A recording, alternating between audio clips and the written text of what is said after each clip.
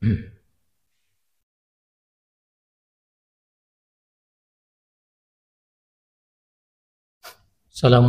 warahmatullahi wabarakatuh. Alhamdulillah. Alhamdulillahillazi ahyana ba'da ma amatana wa ilaihin nusyur. Alhamdulillahillazi anzala syahrus siyam, syahrul rahmah, syahrul maghfirah, wa syahrul taubah. Asyhadu an la ilaha illallah wa asyhadu anna Muhammadan abduhu wa rasuluh. Allahumma salli wa sallim wa barik ala nabina Muhammadin wa ala alihi wa ashabihi wa man tabi'ahum bi ihsanin ila yaumiddin. Jamaah salat subuh yang dimuliakan oleh Allah Subhanahu wa taala. Senantiasa kita bersyukur kepada Allah dengan karunia yang Allah berikan kepada kita. Semenjak malam tadi kita iftar, berbuka puasa. Dengan berbuka puasa lantas kemudian kita juga banyak berdoa kepada Allah, bersyukur kepada Allah Subhanahu wa taala. Kemudian terus kita berzikir kepada Allah, melanjutkan dengan mungkin tilawah Al-Qur'an. Lantas setelah itu kita lagi melaksanakan salat Isya dan salat tarawih. Kemudian Allah bangunkan kita malam. Barangkali di antara kita ada yang melaksanakan salat tahajud atau melakukan zikir malam hari. Kemudian kita menginginkan keberkahan dengan bersahur. Dan juga di dalam bersahur tersebut kita juga masih menginginkan agar Allah menurunkan ampunan kepada kita dengan banyak beristighfar kepada Allah. Yang kita ketahui ketika Allah Subhanahu wa taala berfirman, wa hum bil ashari yastaghfirun, dan di dalam waktu-waktu sahur mereka banyak memohon ampun kepada Allah Subhanahu wa taala. Jadi kenikmatan yang Allah berikan kepada orang-orang yang beriman untuk di dalam bulan Ramadan ini, khususnya hatinya, pikirannya, jasadnya, rohnya, untuk kemudian semakin merasakan kenikmatan di dalam berzikir itu, maka itu merupakan sebuah karunia yang besar bagi kita semua. Kita bisa lebih menikmati ibadah-ibadah kita.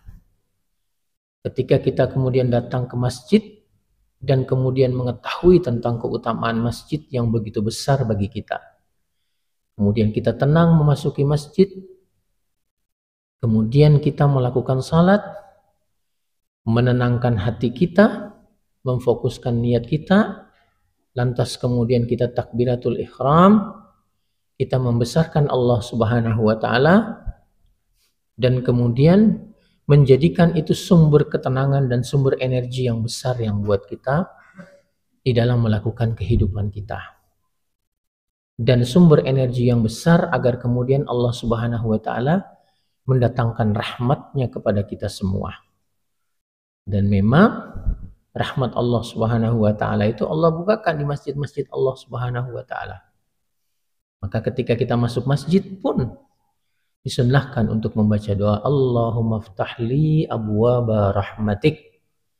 Ya Allah, bukakan bagiku pintu-pintu rahmat. Kita salat dengan tenang, kita berupaya untuk khusyuk. Kita dari segi badan, maka syariat memerintahkan kita untuk mengikuti aturan-aturan fikih di dalam salat. Secara iktikad bahwa kita meyakini ini adalah perintah Allah.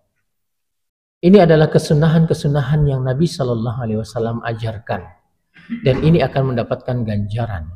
Mohon maaf, ini sampai jam berapa ini? Sampai suruk jam berapa? 6.15 ya? 6.21, Masya Allah. Berarti kita sampai jam 7 di sini. Enggak ya? Kemudian dengan segala ketenangan kita bermunajat kepada Allah di dalam salat-salat kita, kita berdialog dengan Allah Subhanahu wa taala. Dan itu semua kita lakukan dengan ketenangan. Ya. Dan ketika ketenangan itu kita lakukan dari awal, dalam ilmu kesehatan, saya adalah seorang fisioterapi, jadi sistem parasimpatik kita akan bekerja dengan baik. Maka tidak ada namanya ibadah itu buru-buru, tidak ada. Sejak kemudian kita mengambil air wudhu atau sejak kita beristinja, maka kemudian itu semua kita lakukan dengan penuh ketenangan. Dan di dalam pada saat itu kita lakukan, maka sistem parasimpatik kita akan bekerja. Apa itu sistem parasimpatik? Sistem parasimpatik adalah sistem yang bekerja pada tubuh yang mengurusi, singkatnya itu adalah yang mengurusi dengan masalah-masalah antibodi dan masalah-masalah ketenangan yang ada di dalam tubuh kita. Maka itu akan terus berjalan. Semakin seseorang itu banyak menikmati hubungannya dengan Allah Subhanahu wa Ta'ala, maka sistem parasimpatiknya akan bekerja lebih baik, lebih baik, lebih baik, dan lebih baik. Maka kemudian hormon-hormon yang berkaitan dengan masalah hormon-hormon ketenangan itu juga akan terproduksi dengan baik dan dia akan menjadi terapi tersendiri buat kita. Ini yang harus kita perhatikan. Pada saat kemudian kita berdiri dengan tenang, maka mulai otak kita sudah mulai melakukan berbagai macam adaptasi-adaptasi dan produksi hormon-hormon antibodi ketenangan itu sendiri dengan sistem parasimpatik yang bekerja keras. Kemudian ketika kita membaca suratul Fatihah, maka kemudian harapan kita itu ada pada inti surat daripada suratul Fatihah. Iyyaka na'budu wa iyyaka nasta'in. Kepadamu ya Allah nih aku menyembah kepadamu. Dengan mengikhlaskan diri, dengan benar kita menghambakan diri kepada Allah. Wa iyyaka nasta'in, dan kepadamu aku minta tolong. Kita ini hidup di dunia dan ingin mendapatkan kebahagiaan kelak di akhirat. Tanpa pertolongan Allah Subhanahu wa Ta'ala, tanpa rahmat Allah Subhanahu wa Ta'ala, mustahil. Maka kita membutuhkan Allah Subhanahu wa Ta'ala. Maka kemudian kita menenangkan diri lagi setelah kemudian membaca surah-surah pendek, kita kemudian melakukan ruku dengan benar. Ruku yang diajarkan oleh Nabi Shallallahu Alaihi Wasallam itu adalah tidak menyelesaikan ruku itu sampai dengan ruku itu benar, lurus, tulang belakang itu lurus. Maaf kalau saya contohkan seperti ini. Ini yang diajarkan oleh sunnah. Bukan begini, bukan juga begini. Tetapi tulang belakang punya hak untuk lurus. Ketika kita melakukan itu, maka akan terjadi yang namanya relaksasi daripada tulang belakang. Tulang belakang yang paling besar itu adalah lumbal, tulang pinggang, sampai dengan lumbus sakral, tulang panggul. Orang yang memiliki gangguan spasme di tulang belakang atau spasme di otot-otot tulang belakang, dan dia juga memiliki gangguan misalkan saraf terjepit, ketika dia benar di dalam ruku, mestinya itu akan mengurangi keluhan. Kenapa? Ini nggak apa-apa saya uraikan di sini ya. Ya sampai 2 jam lah. Kenapa ini penting saya uraikan? Ketika kita tenang, apalagi kalau kita sholat tahajud, kemudian kita memperlama bacaan ruku kita, ya, Subhanakallahumma rabbana wa bihamdika Allahumma gfirli, atau Subhanallah rabbiyal azim, Subhanallah. Dengan mengulang-ulang tersebut, maka relaksasi daripada itu semua akan makin besar. Otot tulang belakang kita itu banyak sekali Pak. Ada namanya erector spine, ada namanya multifidus, ada namanya iliolumbal, ada namanya iliokostal. Maka semua itu dalam kondisi dia adalah penopang daripada tulang belakang itu sendiri. Maka pada saat tulang belakang kita ini lurus, maka dia otomatis akan rileks. Tidak ada ketegangan di sana. Kenapa? Karena seluruh beban kita, beban tubuh kita, beban tulang belakang itu akan ditopang oleh tangan dan lutut. Maka ini benar kan? Coba lakukan nanti. Ketika kita melakukan ini dengan benar, maka akan terasa khususnya di pinggang bawah itu akan merasakan rileks yang dahsyat. Ya, rata. Satu lagi. Kalau kita tahu yang namanya penyakit kondisi saraf terjepit, itu tulang belakang ruas. Kenapa saya jadi materi ini? Saya tadinya ingin dapat materi yang lain nih Pak. Tidak apa-apa ya?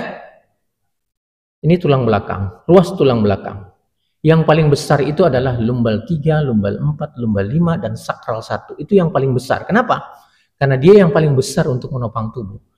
Dan yang paling sering mengalami jebakan saraf terjepit itu adalah lumbal 4, lumbal 3, lumbal 4, lumbal 4, lumbal 5. Di situ ada bantalan sendi. Dan bantalan sendi itu ada namanya diskus, itu bantal. Shock absorber. Sebagai apa namanya? Yang mentul ketika kayak shock itu Pak. Ketika kita bergerak atau loncat atau apa bergerak, itu yang bekerja. Dan kemudian diskus ini itu posisinya berlapis-lapis begini menyilang di antara tulang belakang itu, kurang lebih 12 lapis. Di dalam bantalan sendi ini ada kelahar. Tahu kelahar Pak? Bearing ya? Ya. Kalau kita lihat ini tulang belakang di bantal, di tengahnya itu ada bearing, ada bola. Apa fungsinya?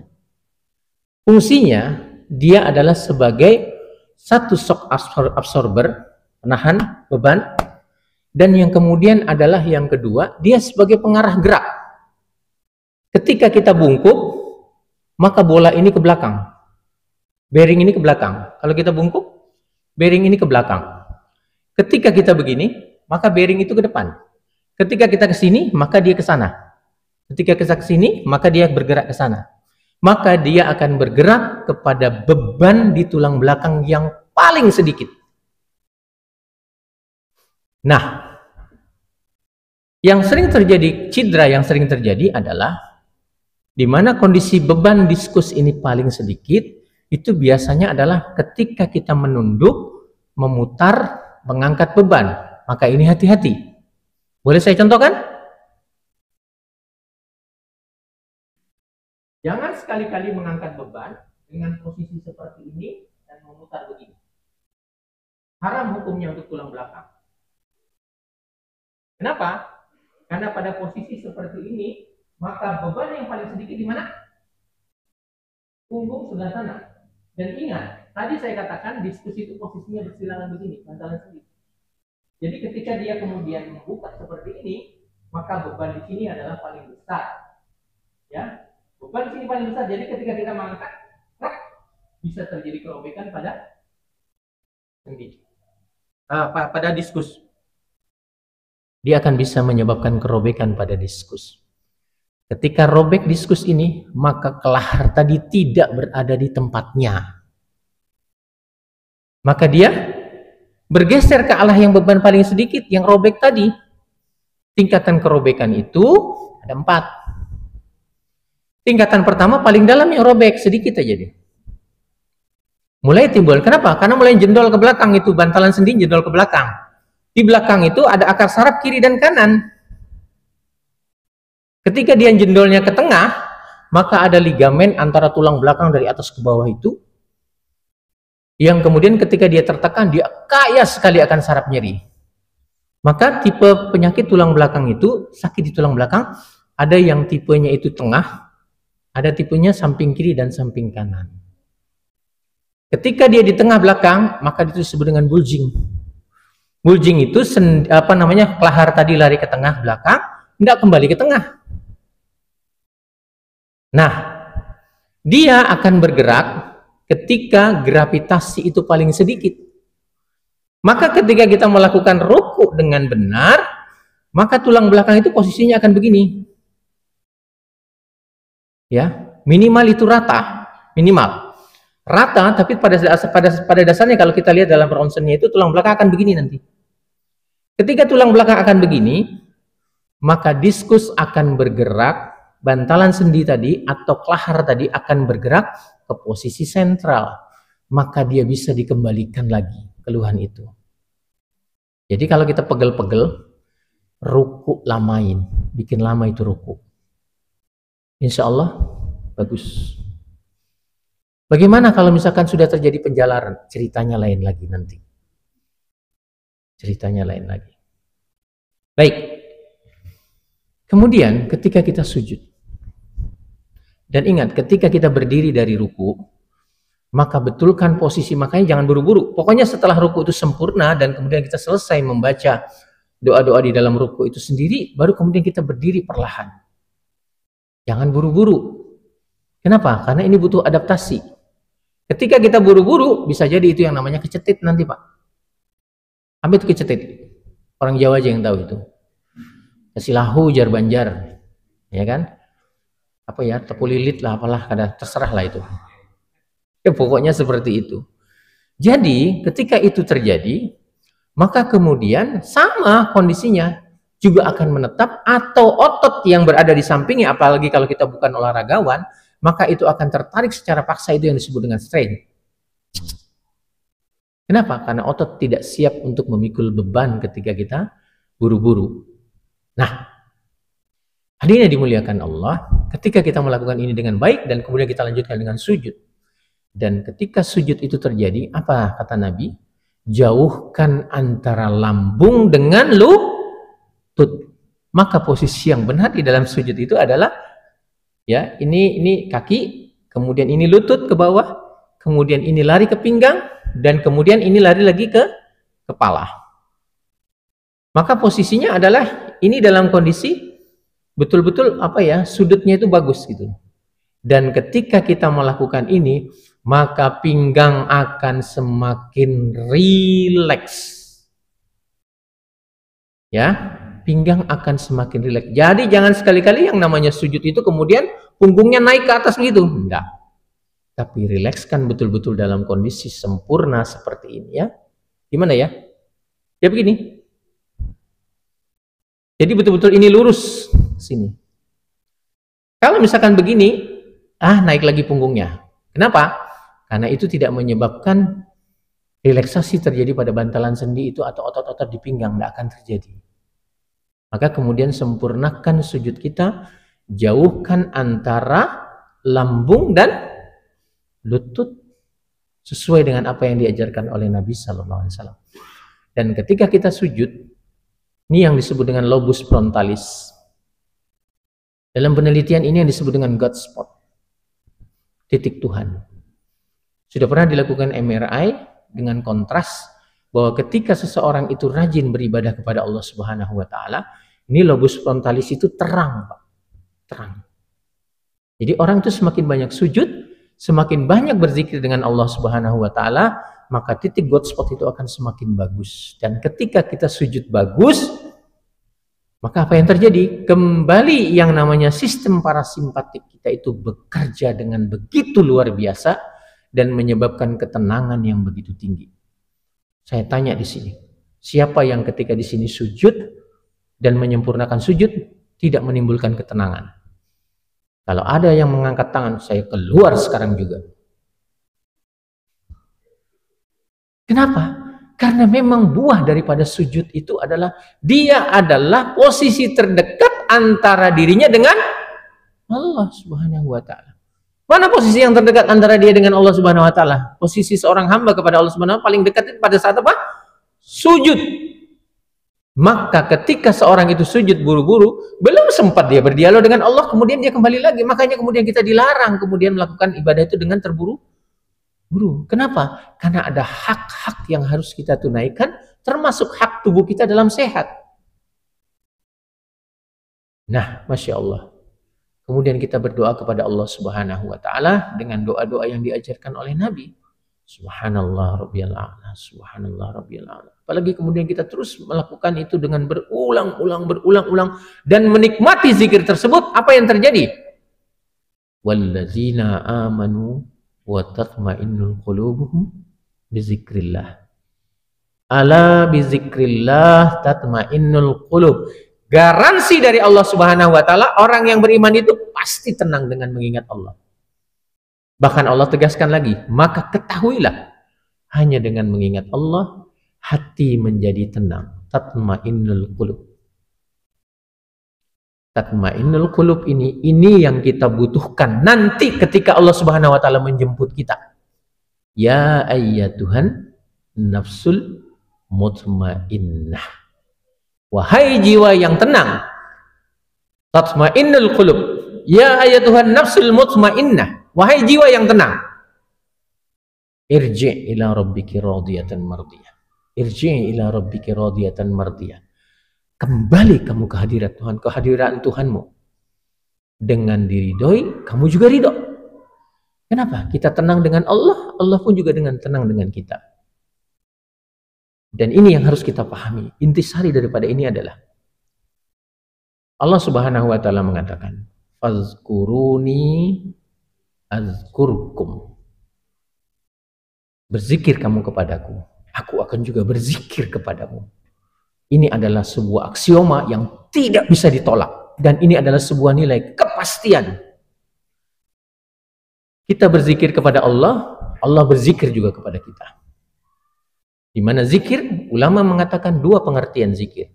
Yang pertama menyebut dengan lisan, dan kemudian menghadirkan hati dengan mengingat Allah Subhanahu. Pikiran kita juga mengingat Allah, hati kita juga menyatu dengan Allah Subhanahu wa taala. Fisik kita, hukum syariatnya berzikir. Pikiran kita, i'tiqad kita, keyakinan kita, dia akan mendapatkan keutamaan dari Allah Subhanahu wa taala. Hati kita nyambung kepada Allah Subhanahu wa taala. Dan kita merasakan kehadiran Allah Subhanahu wa taala. Ini yang disebut dengan ihsan. Ketika kemudian kita melakukan itu semua nyambung antara fisik yang terjadi pada diri kita dengan lisan-lisan kita atau dengan tubuh anggota gerak kita, lantas iktikad kita, keyakinan kita kepada Allah Subhanahu wa taala yang merupakan itu perintah dari Allah Subhanahu wa taala yang akan mendatangkan manfaat dan akan mendatangkan sesuatu yang membahagiakan kita dunia dan akhirat. Dan kemudian roh kita semakin, orang dulu mengatakan semakin kenal dengan roh kita, semakin ma'rifah. Maka orang-orang yang kemudian memanfaatkan Ramadan ini dengan mengembalikan apa yang disampaikan oleh Jibril alaihissalam kepada Nabi sallallahu alaihi wasallam ketika mengajarkan agama ini, atakum yu'allimakum dinakum. Atadri manis sail, kata Nabi sallallahu alaihi wasallam kepada sahabat. Tahu enggak kamu siapa yang datang tadi? Allah wa rasuluhu a'lam. Allah dan Rasulnya yang tahu. Dia adalah Jibril. Atakum yu'allimakum dinakum. Dia datang kepadamu untuk mengajarkan kepadamu tentang agamamu. Secara fisik, kita diminta untuk melaksanakan ibadah-ibadah itu fisik. Secara i'tiqad, keyakinan, kita diminta untuk meyakini Allah Subhanahu wa taala dengan apa-apa saja yang kemudian wajib kita yakini. Ketika kemudian Jibril menerangkan kepada kita tentang Islam, apa kata Jibril? Sadaqtah, engkau benar ya Nabi. Ketika kemudian Nabi menjelaskan tentang Islam, apa kata Jibril? Sadaqtah, benar engkau. Ketika kemudian Jibril bertanya lagi tentang masalah iman, apa kata Nabi SAW? Dia menjabarkan tentang rukun iman. Apa kata Jibril? Sadaqtah. Tapi ketika berbicara tentang masalah ihsan, maka Jibril tidak mengatakan sadaqtah. Tidak. Kenapa? Karena apa yang dirasakan Jibril dalam penghambaan kepada Allah, apa yang dirasakan oleh Nabi SAW terhadap penghambaan diri kepada Allah, dan apa yang kita rasakan itu berbeda-beda antara satu dengan yang lain. Tergantung bagaimana kemudian kita bisa menikmati ibadah-ibadah itu kepada Allah Subhanahu wa taala. Jadi, untuk bisa melatih ini semua, Ramadan adalah momen yang terpenting bagi kita untuk bisa menikmati itu semua sebagai hidangan-hidangan lengkap syariat, i'tiqad, keyakinan, keimanan, dan ihsan. Ini yang kemudian menjadi suatu bahan renungan buat kita. Di mana Allah Subhanahu wa taala paling mengingat kita? Allah Subhanahu wa taala paling mengingat kita ketika kita berzikir. Kaidahnya jelas. Fazkurni azkurkum. Kalau kamu ingat aku juga ingat kamu, kata Allah. Kalau persamaan terbaliknya adalah kapan Allah Subhanahu wa taala mengingat kita? Ya pada saat kita berzikir. Jadi pada saat kemudian kita melakukan ibadah puasa, maka kemudian kita sangat diingat-ingat oleh Allah Subhanahu wa taala, sangat diperhatikan. Maka Allah katakan sumuli fa'ani ajzibihi. Berpuasa kalian, aku yang akan balas. Kenapa? Karena ini ibadah ini lengkap sekali. Keislamannya terjadi, rukun Islam terjadi, keyakinan terjadi, dan kemudian hanya kita dengan Allah Subhanahu wa taala, kita yang bisa merasakan bagaimana hubungan kita dengan Allah Subhanahu wa taala. Kualitasnya itu kita yang tahu. Dan ketika satu hari saja ibadah Ramadan kita ini diterima oleh Allah Subhanahu wa taala, maka itu sudah cukup untuk mengguncang mizan timbangan. Apalagi kemudian nanti ketika kita menjumpai dan kita asik masuk di dalam malam Lailatul Qadar itu untuk bermunajat, untuk berzikir kepada Allah Subhanahu wa taala, melakukan ibadah-ibadah itu sendiri, maka apa yang terjadi? Sudah cukup bagi kita untuk bisa menghadap Allah Subhanahu wa taala dengan keridhoannya, insyaallah. Berapa jam lagi? Selesai? 5 menit. Baik. Hadirin yang dimuliakan oleh Allah Subhanahu wa taala. Ibadah itu menyebabkan kita sehat secara jasmani dan secara rohani. Secara jasmani kita dituntun oleh Allah Subhanahu wa taala, oleh Nabi sallallahu alaihi wasallam, agar kemudian kita menjadi orang-orang yang kemudian sehat. Bagaimana tidak sehat? Komponen sehat yang paling utama itu adalah sistem parasimpatik. Parasimpatik tidak bekerja, maka kemudian simpatik yang bekerja. Kalau parasimpatik bekerja, maka tekanan darah kita bagus. Denyut nadi kita otomatis bagus. Sistem hormonal kita akan bekerja dengan bagus. Tetapi ketika kemudian kita tidak melakukan ibadah ini dengan baik, sistem parasimpatik kita rusak, maka sebaliknya sistem simpatik yang naik. Sistem simpatik yang naik, adrenalin akan terpacu. Denyut jantung akan lebih kencang. Tekanan darah akan meninggi. Ya, maka kemudian itu semua akan diatur. Makan kita diatur dalam bulan Ramadan, tertata semua. Sehingga kemudian yang paling penting bagi kita ketika bulan Ramadan itu ketika berpuasa, ketika berbuka puasa, satu saja yang harus kita perhatikan, harus bisa membedakan mana buka puasa, mana kesurupan. Itu aja. Ya kan? Kadang-kadang kita tidak bisa membedakan. Terlalu banyak keinginan-keinginan kita. Tapi ketika berbuka puasa, Masya Allah, dengan kurma 1 butir atau ote-ote 2 biji mungkin sudah kenyang. Ya kan? Tidak mungkin kemudian kita makan dengan banyak. Kalau kita makan terlalu banyak, yakin itu. Begitu tarawih, imam baru takbir sudah gini. Ngantuk sudah kita. Kenapa? Karena kemudian ketika orang itu kenyang, maka kemudian adrenal, hormon parasimpatik kita yang mengurusi untuk tidur itu bekerja aktif. Makanya kemudian jangan kenyang-kenyang. Nanti setelah tarawih, baru kemudian kita makan besar. Atau kemudian ketika itu sudah cukup, ya sudah, cukuplah. Nanti subuh lagi baru makan. Seperti itu. Nah, itu yang pertama, hadirin yang dimuliakan oleh Allah Subhanahu wa taala. Dan yang kedua, yang paling tidak kalah pentingnya itu adalah bagaimana kemudian kita membimbing rohani kita mencapai ketenangan dan terus semakin tenang dengan Allah Subhanahu wa taala. Semakin tenang dengan Allah Subhanahu wa taala, dan yang paling terakhir di ujungnya nanti, maka yang kita harapkan itu adalah itu. Ya ayyatuhan nafsul mutmainnah. Maka perbanyak zikir, Pak. Ya ayyuhallazina amanu dzkurullah dzikran katsira. Banyak-banyak itu berzikir. Saya kadang kiri, Pak, ketika ada orang itu yang kemudian Masya Allah zikirnya hari-hari. Lihat itu, ya Allah, ya Rabbi. Maka motivasi diri kita untuk bisa berdoa kepada Allah. Agar Allah memberikan kemuliaan kepada saudara kita yang bisa seperti itu. Dan kemudian kita bisa melakukan hal seperti itu juga. Nah, hadirin yang dimuliakan oleh Allah Subhanahu wa taala. Ketika ibadah kita lakukan dengan baik dan benar, maka kemudian kepenatan-kepenatan fisik yang kita lakukan sehari-hari itu bisa terobati. Maka Nabi SAW itu katakan bahwa kami menjadikan salat kami itu sebagai istirahat, rehat. Kenapa? Karena kualitasnya seperti itu tadi. Kita bisa bayangkan. Maka makin hari harapannya adalah kualitas ibadah kita akan semakin baik. Dan Ramadan ini akan menjadikan kita semakin memahami, semakin menghayati tentang kualitas-kualitas ibadah kita kepada Allah Subhanahu wa taala. Demikian, mohon maaf atas segala kekurangan dan kekhilafan. Hadanallahu iyyakum ajmain. Assalamualaikum warahmatullahi wabarakatuh.